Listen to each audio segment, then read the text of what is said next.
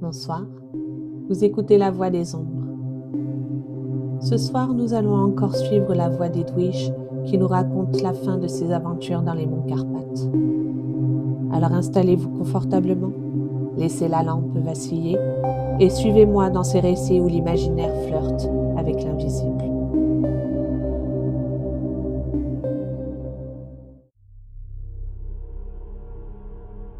Chapitre 15. Le monastère de Hango. Quand je me réveillai, j'étais dans ma chambre, couchée sur mon lit. Une des deux femmes veillait près de moi. Je demandai où était Smérande. On me répondit qu'elle veillait près du corps de son fils. Je demandai où était Grégoriska. On me répondit qu'il était au monastère de Hango. Il n'était plus question de fuite. Kostaki n'était-il pas mort? Il n'était plus question de mariage. Pouvais-je épouser le fratricide? 3 jours et 3 nuits s'écoulèrent ainsi, au milieu de rêves étranges. Dans ma veille ou dans mon sommeil, je voyais toujours ces 2 yeux vivants au milieu de ce visage mort. C'était une vision horrible. C'était le 3e jour que devait avoir lieu l'enterrement de Kostaki. Le matin de ce jour, on m'apporta de la part de Smérande un costume complet de veuve. Je m'habillai et je descendis. La maison semblait vide. Tout le monde était à la chapelle. Je m'acheminai vers le lieu de la réunion. Au moment où j'en franchis le seuil, Smérande, que je n'avais pas vue depuis 3 jours, franchit le seuil et vint à moi. Elle semblait une statue de la douleur. D'un mouvement lent comme celui d'une statue, elle posa ses lèvres glacées sur mon front, et d'une voix qui semblait déjà sortir de la tombe, elle prononça ses paroles habituelles. « Kostaki vous aime. » Vous ne pouvez vous faire une idée de l'effet que produisirent sur moi ces paroles. Cette protestation d'amour faite au présent au lieu d'être faite au passé, ce « vous aime » au lieu de « vous aimer », cet amour d'outre-tombe qui venait me chercher dans la vie, produisit sur moi une impression terrible. En même temps, un étrange sentiment s'emparait de moi, comme si j'eusse été en effet la femme de celui qui était mort, et non la fiancée de celui qui était vivant. Ce cercueil m'attirait à lui malgré moi, douloureusement, comme on m'eût dit que le serpent attire l'oiseau qu'il fascine. Je cherchai des yeux Grégoriska. Je l'aperçus, pâle et debout, contre une colonne. Ses yeux étaient au ciel. Je ne puis dire s'il me vit. Les moines du couvent de Hango entouraient le corps en chantant des psalmodies du rite grec, quelquefois harmonieuses, plus souvent monotones.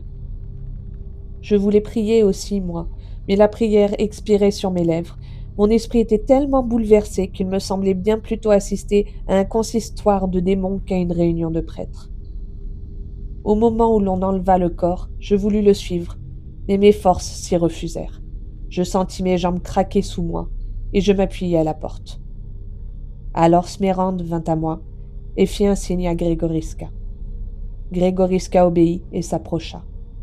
Alors Smérande m'adressa la parole en langue moldave. « Ma mère m'ordonne de vous répéter mot pour mot ce qu'elle va dire, » fit Grégoriska. Alors Smérande parla de nouveau. Quand elle eut fini, « Voici les paroles de ma mère, dit-il. Vous pleurez mon fils, Edwige. Vous l'aimiez, n'est-ce pas? Je vous remercie de vos larmes et de votre amour. Désormais, vous êtes autant ma fille que si Kostaki eût été votre époux. Vous avez désormais une patrie, une mère, une famille. Répandons la somme de larmes que l'on doit aux morts, puis ensuite redevenons toutes deux dignes de celui qui n'est plus. Moi sa mère, vous sa femme. Adieu, rentrez chez vous. Moi je vais suivre mon fils jusqu'à sa dernière demeure. À mon retour, je m'enfermerai avec ma douleur, et vous ne me verrez que lorsque je l'aurai vaincue. Soyez tranquille, je la tuerai, car je ne veux pas qu'elle me tue. » Je ne pus répondre à ces paroles de Smérande, traduites par Grégoriska, que par un gémissement. Je remontai dans ma chambre, le convoi s'éloigna. Je le vis disparaître à l'angle du chemin. Le couvent de Hango n'était qu'à une demi-lieue du château, en ligne droite, mais les obstacles du sol forçaient la route de dévier, et suivant la route, il s'éloignait de près de 2 heures.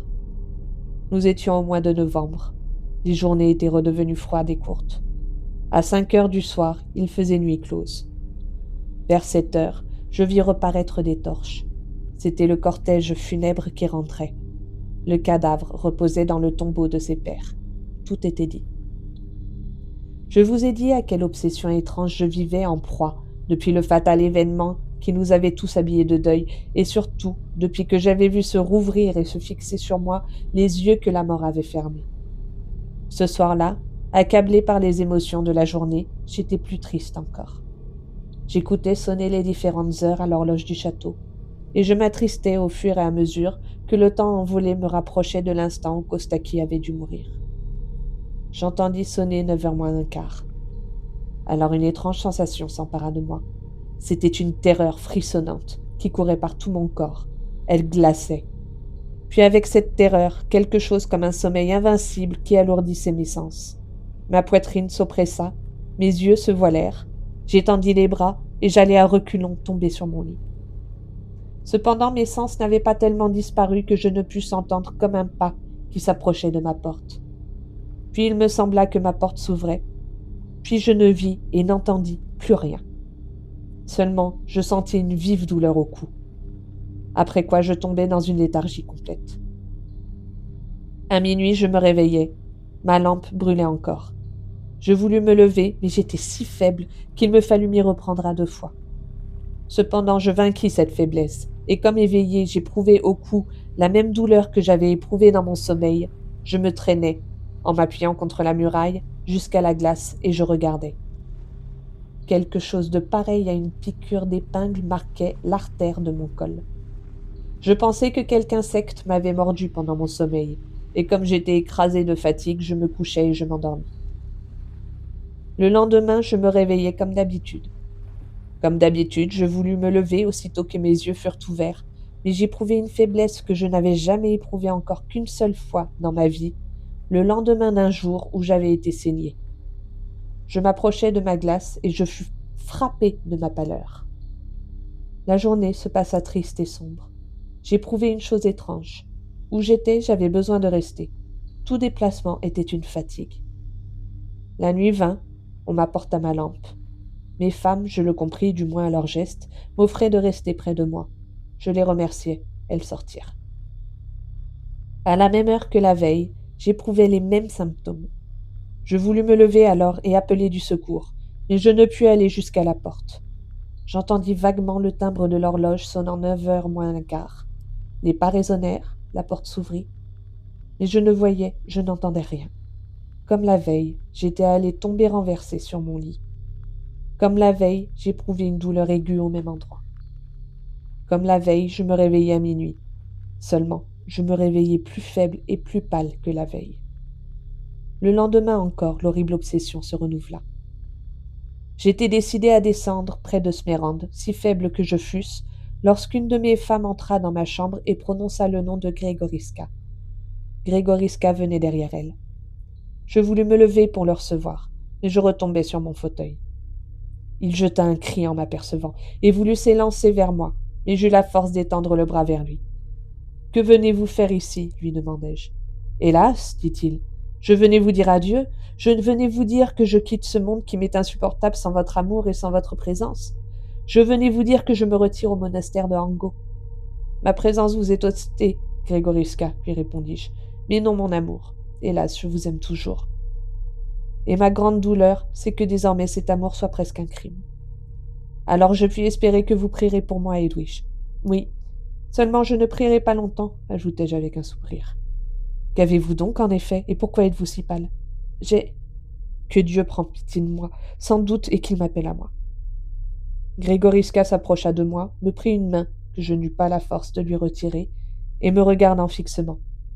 Cette pâleur n'est point naturelle, Edwige. D'où vient-elle? Dites. Si je vous le disais, Grégoriska, vous croiriez que je suis folle.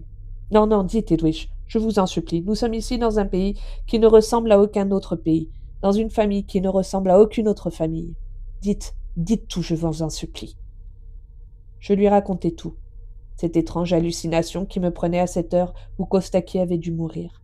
Cette terreur, cet engourdissement, ce froid de glace, cette prostration qui me couchait sur mon lit, ce bruit de pas que je croyais entendre, cette porte que je croyais voir s'ouvrir, enfin cette douleur aiguë suivie d'une pâleur et d'une faiblesse sans cesse croissante.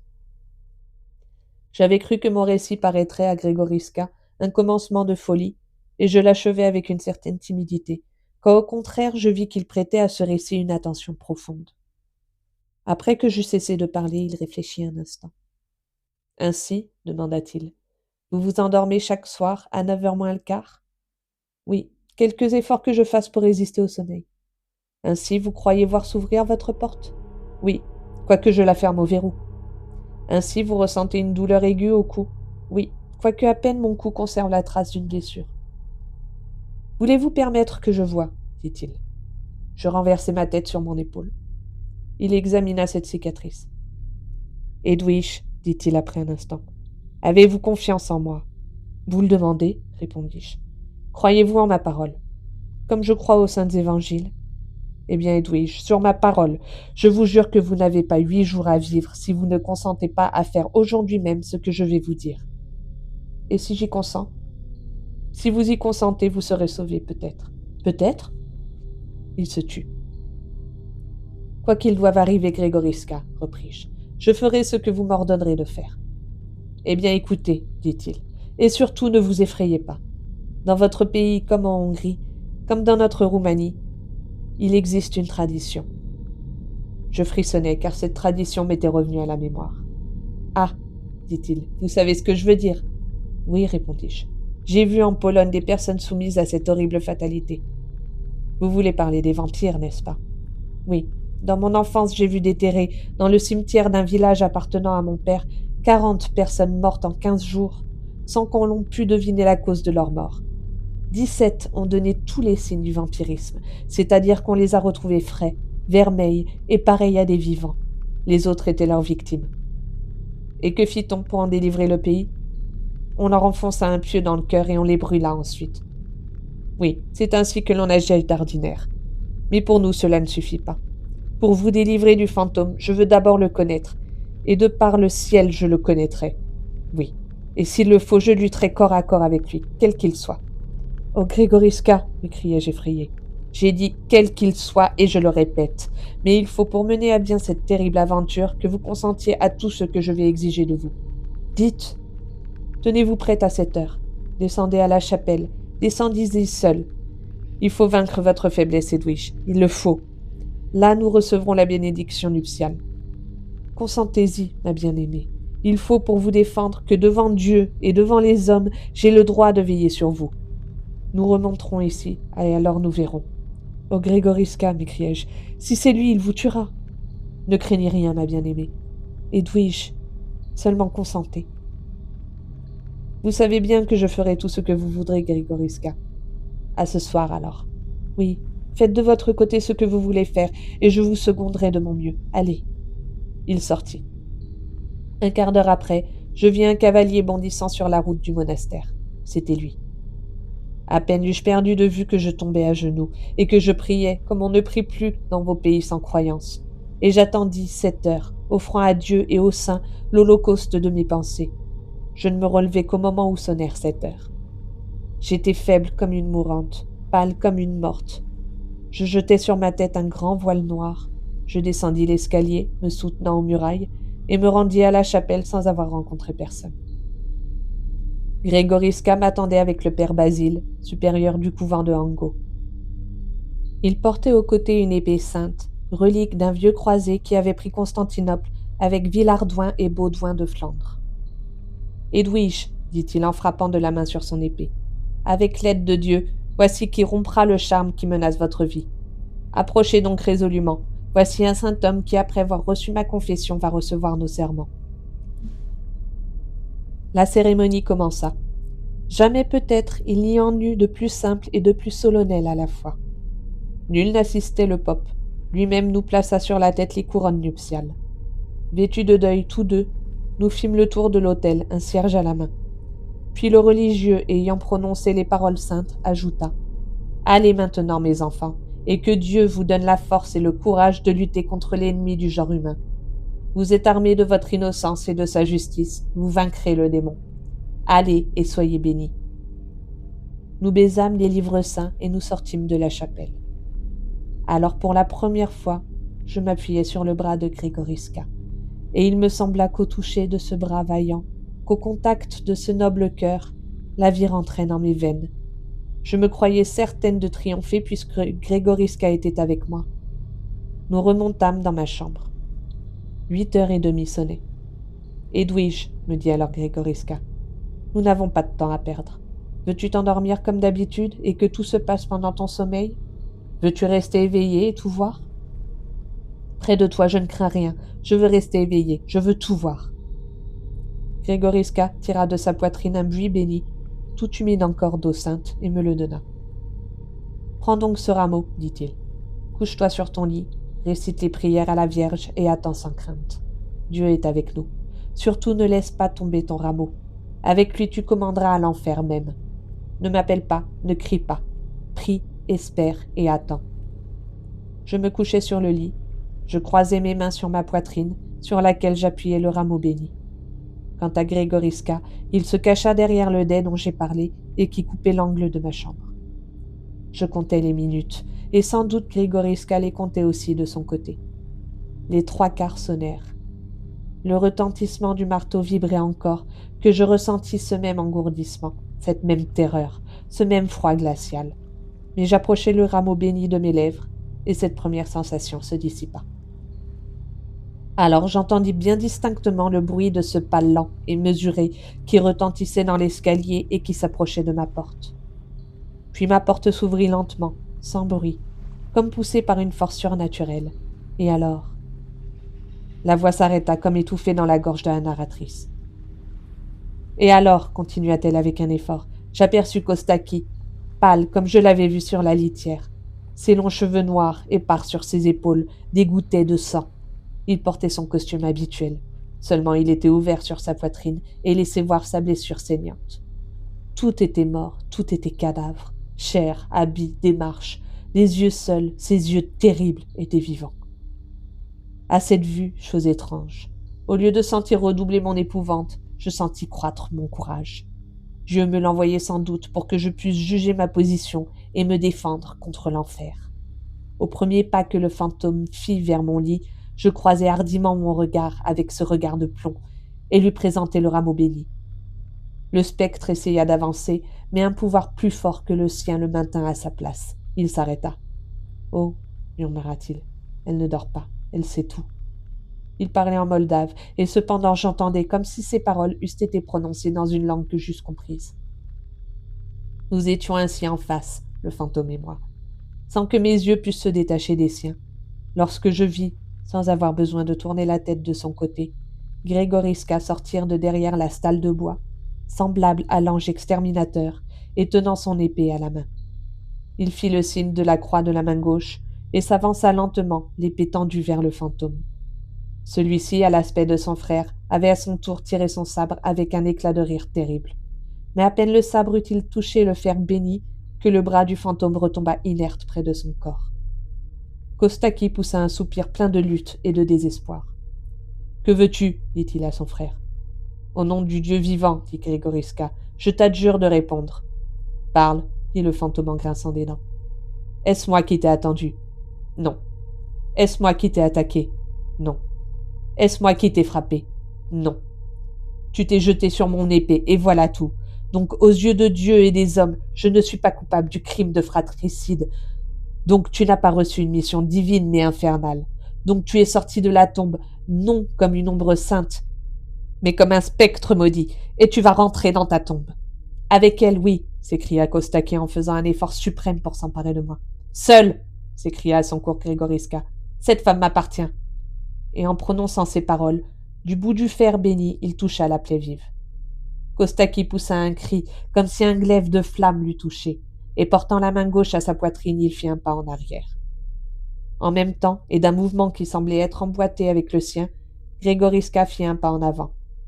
Alors, les yeux sur les yeux du mort, l'épée sur la poitrine de son frère, commença une marche lente, terrible, solennelle, quelque chose de pareil au passage de Don Juan et du commandeur.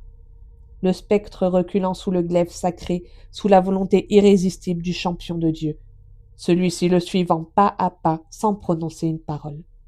Tous deux haletants, tous deux livides, le vivant poussant le mort devant lui et le forçant d'abandonner ce château qui était sa demeure dans le passé, pour la tombe qui était sa demeure dans l'avenir. Oh, c'était terrible à voir, je vous jure. Et pourtant, mue moi-même par une force supérieure, invisible, inconnue, sans me rendre compte de ce que je faisais, je me levai et je les suivis. Nous descendîmes l'escalier, éclairés seulement par les prunelles ardentes de Kostaki. Nous traversâmes ainsi la galerie, ainsi la cour. Nous franchîmes ainsi la porte de ce même pas mesuré, le spectre à reculons, Grégoriska le bras tendu, moi les suivants. Cette course fantastique dura 1 heure. Il fallait reconduire le mort à sa tombe. Seulement, au lieu de suivre le chemin habituel, Kostaki et Grégoriska avaient coupé le terrain en ligne droite, s'inquiétant peu des obstacles qui avaient cessé d'exister.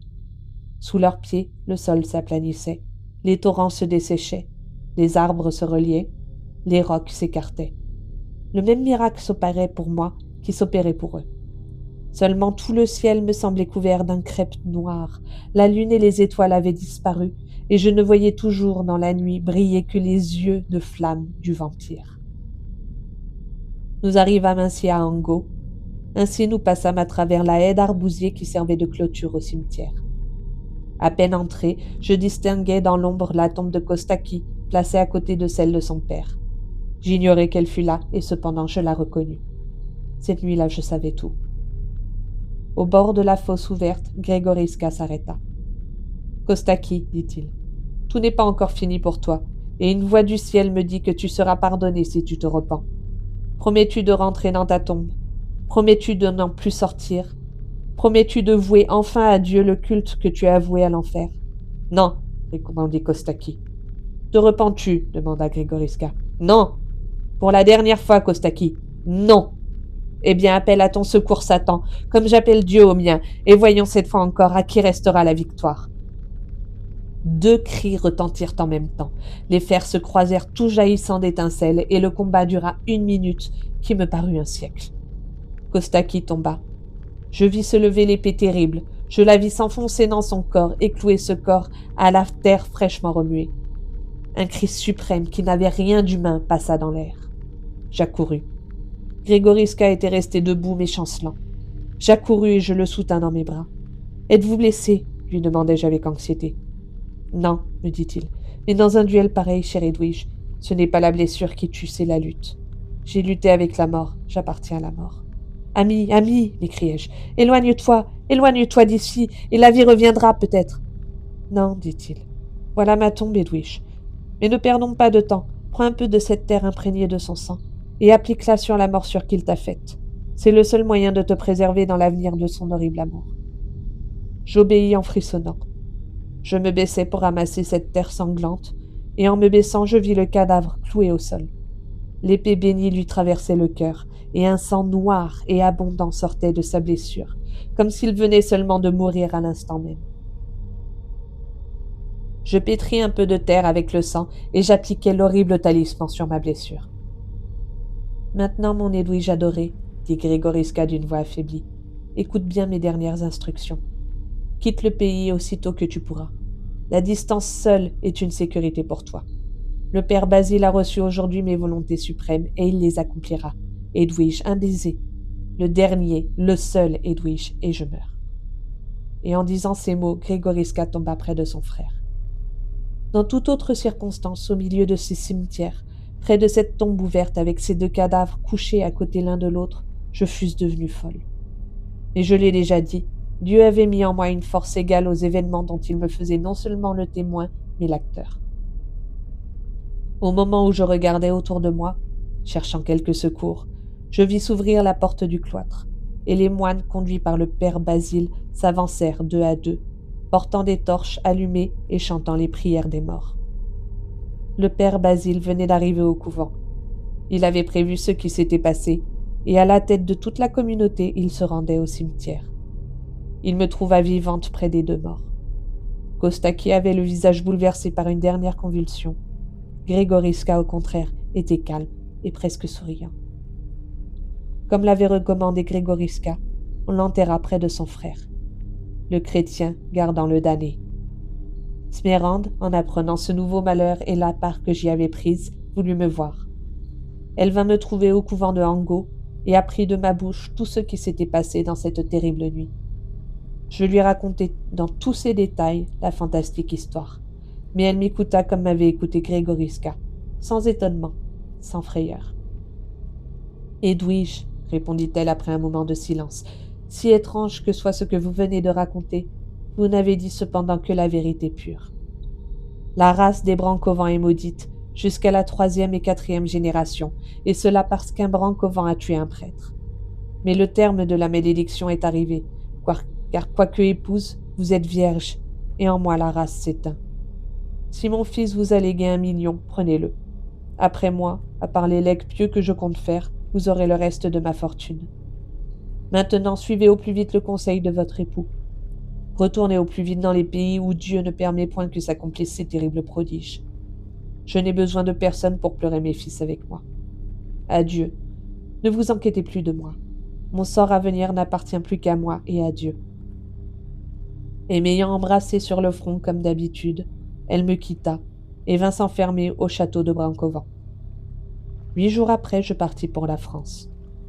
Comme l'avait espéré Grégoriska, mes nuits cessèrent d'être fréquentées par le terrible fantôme. Ma santé même s'est rétablie, et je n'ai gardé de cet événement que cette pâleur mortelle qui accompagne jusqu'au tombeau toute créature qui a subi le baiser d'un vampire. La dame se tut. Minuit sonna, et j'oserais presque dire que le plus brave de nous tressaillit au timbre de la pendule. Il était temps de se retirer. Nous prîmes congé de M. Ledru. 1 an après, cet excellent homme mourut.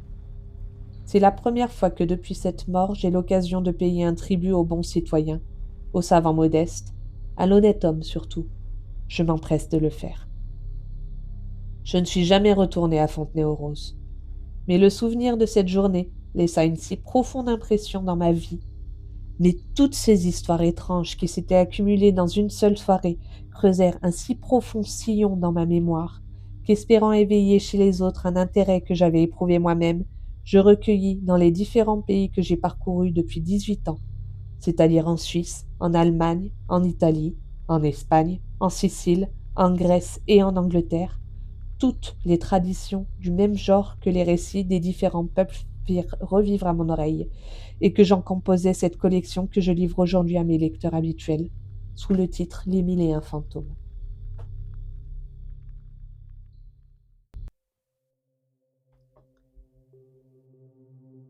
Et nous nous arrêtons là pour ce soir. Nous voici au terme des 1001 fantômes. Mais bientôt d'autres histoires viendront peupler nos nuits, tout aussi gothiques, tout aussi mystérieuses, tout aussi sombres. Alors qui sait ce que la nuit nous réserve ?